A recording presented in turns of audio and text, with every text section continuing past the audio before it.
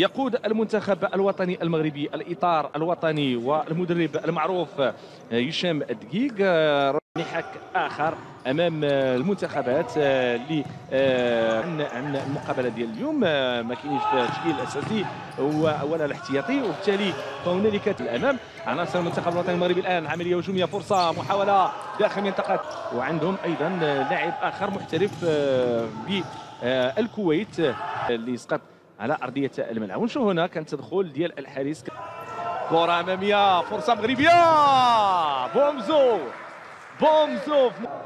لاحظوا الإعادة، لو أنه كان مضيق وكانت عنده إمكانية 0 مقابل 0 مع مبادرة ومحاولة مهمة، ولكن ضاعت هذه طويبة مباشرة عند الحارس اللي كان في المكان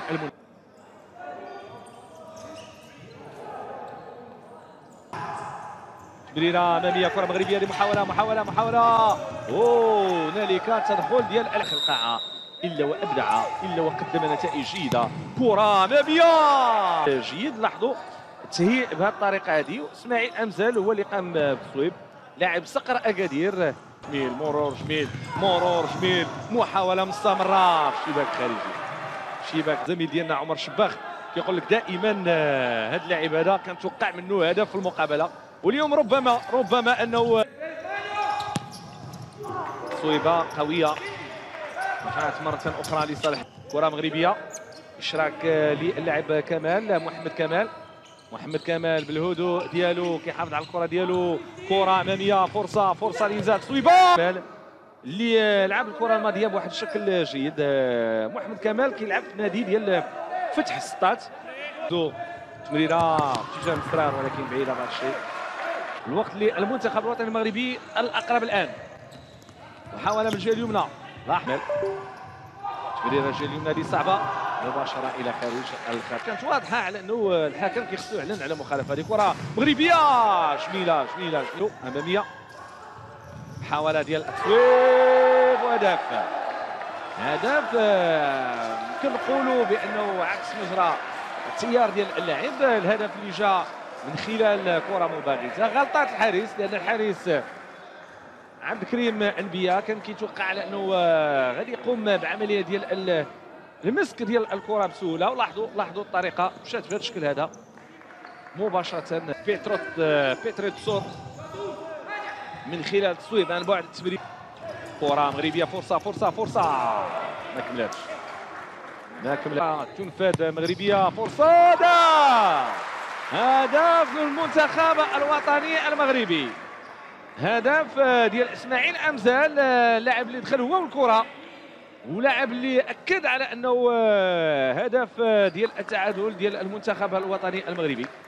اذا هدف داخل كل مرمى الان بين الطرفين. مرة أخرى في اتجاه مزال يرجع جواد يوسف هذه فرصة لاستثمار هذه الكرة، كرة ممتازة، فرصة ويضيع هدف تعادل. عملية هجومية مرة أخرى، فرصة تصويبة فوق المرمى ضائعة، تصبح مغربية مرة أخرى. عملية هجومية الجهة اليمنى، كرة ديال الهدف، أن تقدم نفسها بصورة جيدة أمام كرة القدم الوطنية. هجمة مرتدة مضادة، جول، هدف رائع يأتي من جانب اسماعيل أمزال اللي يتمكن من تسجيل ثاني أهدافه في مباراة اليوم. اسماعيل أمزال الذي يسجل ثاني الاهداف مباراة المنتخب الوطني المغربي والمنتخب الروماني. ونتابعنا المحاولات من جانب بومزو كينطلق بهذه الكرة، محاولة أمامية كترجع مرة أخرى على مستوى خط الوسط عند اللاعب سعد كنية. فرصة من جديد، مسرار تمريرة، تصويبة إلى خارج المغربي. كرة، هدف جميل، هدف بطريقة جميلة رائعة كيجي مع بداية هذا الشوط الثاني من خلال اللاعب سعد كنية اللي تمكن من الدخول للمباراة وتمكن من وضع الكرة في المرمى بطريقة ذكية بشكل ممتاز. لاحظوا الأسلوب.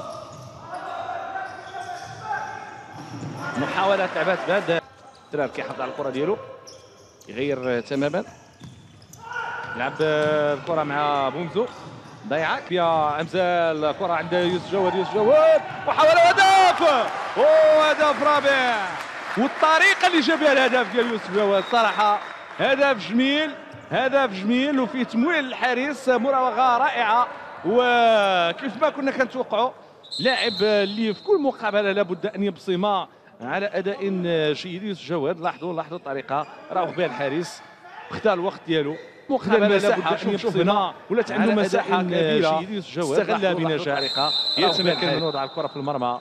هدف جيد جدا. هنا المخرج يعطينا الاصل ديال الكره الانطلاقه ديالها وكيفاش انه جات الكره الماضيه والهدف. يوسف جواد تمريره كترجع للتماس تماس لصالح المنتخب الوطني المغربي.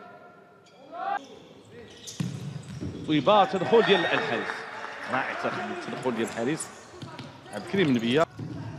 رجعت مرة أخرى لصالح المنتخب الوطني المغربي. كرة الجهة اليمنى فرصة وهدف للمنتخب الروماني. أمامية إلى خارج القار تمريرة فرصة هدف وكترتطم بالقائم. كرة نسجلوا ايضا عمليه هجوميه محاوله فرصه الامامي فرصه مغربيه محاوله هدف بطريقه جميله. الهدف الخامس للمنتخب الوطني المغربي. الرئيس دريس فني يتمكن من وضع الكره في المرمى ليضيف هدف رابع او هدف خامس للمنتخب الوطني المغربي. لاحظونا بشكل ممتاز طريقة جيدة.